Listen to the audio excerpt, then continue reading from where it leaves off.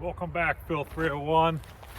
Dr. K here. So in our last video, we discussed Lady Philosophy's argument that true happiness is to be found in God, that the path to true happiness is through God. In this video, what we're going to do is discuss Lady Philosophy's argument that the world is ruled by God or goodness, and you can find this on pages 78 and 79 of your text. This argument is going to have a main argument with two premises and a conclusion, and then we're going to look at an argument for premise one. So let's have a look at and read through the argument. So the main argument, premise one. The world is ruled by a power that holds it together and guides its change and development. Premise two, God is the power that holds the world together and guides its change and development. Thus, the conclusion in three, the world is ruled by God. And remember, given our last argument we considered, since God equals goodness, it follows that the world is ruled by goodness. So the world is ruled by a power that holds it together and guides its change and development. God is the power that holds the world together and guides its change and development. Thus, the world is ruled by God. And remember, since God equals goodness, as we discussed in our last video, the world is ruled by goodness. So that's the main argument. What about the argument for premise one? That's to say, why think that the world is ruled by a power that holds it together and guides its change and development? Remember when Boethius was upset in book one, part of what he was doubting was that the world is ruled by goodness. He thought that what happens in this world just happens haphazardly, right? So why think it's ruled by such a power? Well, here's the argument that Lady Philosophy gives for one. 1A. Well, if the world was not ruled by such a power, it would cease to exist and would not undergo pattern change and development. 1B, but the world exists and undergoes pattern change and development. 1, thus the world is ruled by a power that holds it together and guides its change and development. Look, Lady Philosophy might say, you have the regularity of the seasons. You have the patterns of the seasons.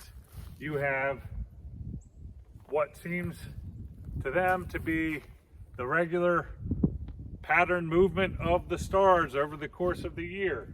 You have pattern changes in the growth and development of living beings.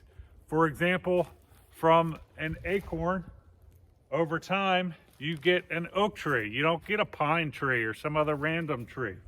There's regularity and pattern in the changes of the world. In the same way, if you have a human baby, it doesn't grow up to be a whale that wears a bow tie, right? It turns gradually through sequence set of stages from a little human being to an adult human being.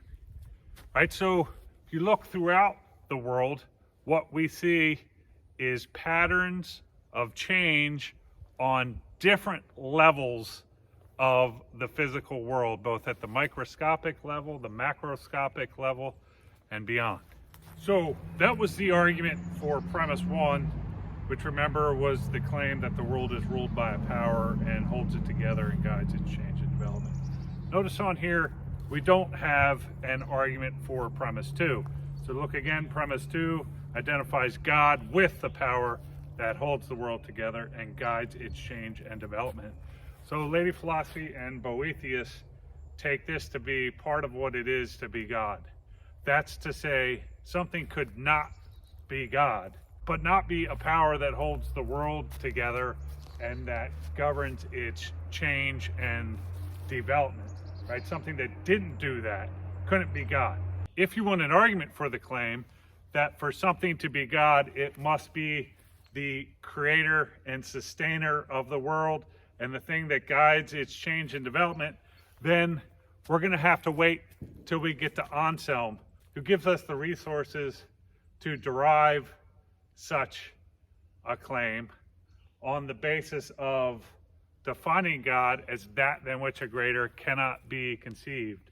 So we'll look at, we'll return to this topic and perhaps a argument for what is premise 2 once we look at Anselm and read his work, The Proslogium.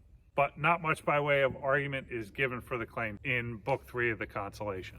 So that's a basic, down and dirty, bare bones account of Lady Philosophy's argument that the world is ruled by God or goodness. I've said enough about how the argument goes. Now I want you to think about it. What do you think about the argument? Is it sound? Do the premises add up to the conclusion? Or could it be the case that the premises were true and the conclusion false? Are all the premises true? Remember, if you reject the conclusion, then the name of the game is to show that the premises don't add up to the conclusion, or to show that one of the premises is false. So if you out there disagree with the conclusion, then in a philosophical manner, tell us what the problem with the argument is in the comments below.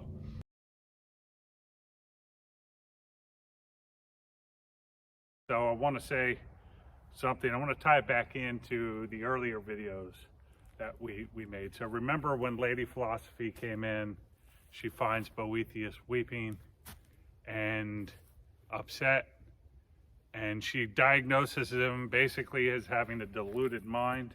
It's a mind that's suffering ignorance and amnesia, and that is full of false beliefs. And remember, some of the specific false beliefs that he had were the following. He believed that he's been banished and robbed of all his possessions. He believed the wicked and criminal have power and happiness. And he believed the ups and downs of fortune happen haphazardly. They're not distributed fairly. And remember, her treatment for his ills was going to be a dose of the truth. And the various arguments and theories that we've been looking at since then have constituted that dose of the truth. Beyond what you hear in Book 3 as well, so in Book 4 and 5, the treatment continues. But even up to where we got in Book 3, we can see how the things that she has been arguing for and advancing treat Boethius's beliefs. So take the first belief, that he believed he's been banished and robbed of all his possessions. By showing that God exists and he can still possess God and still does possess God, she's shown that he hasn't been robbed of all his possessions. It's still in his power to possess the ultimate of all possessions, the ultimate things that one can obtain. That's to say, God, the supreme good. Take the second belief, that the wicked and criminal have power and happiness.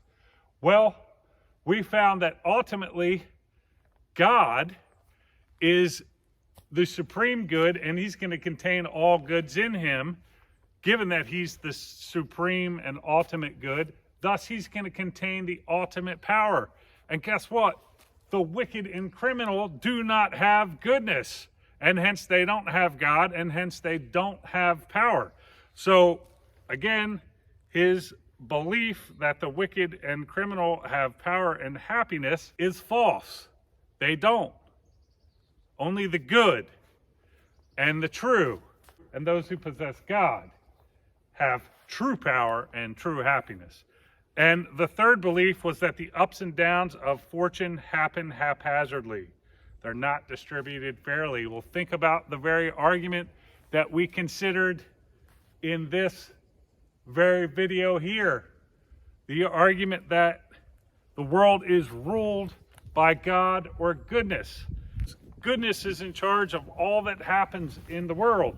And if that's the case, then the events of this world do not happen haphazardly, and they're not distributed fairly. Rather, they're distributed justly. Maybe we can't always see the reason behind them, but given that God or goodness is in charge of all that happens in the world, and he is the supreme good, he is goodness itself, it must be the case that what happens in this world is ultimately just. It's through these arguments and this discussion that Lady Philosophy has with him that he comes back around, he settles, and he's able to attain a kind of peaceful state now that he sees how things truly are, and he realizes he still has everything that he needs to be truly happy.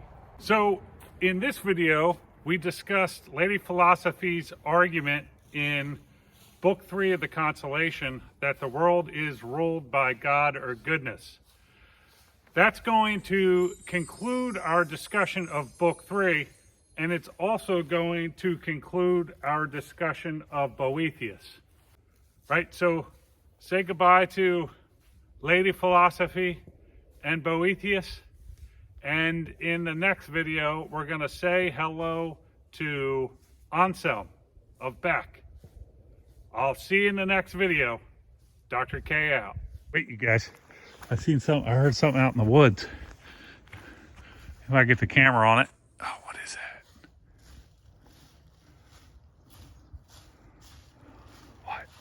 What is that? Maybe Lady Philosophy's not done with us after all. Stay true, Phil 301. Lady Philosophy out.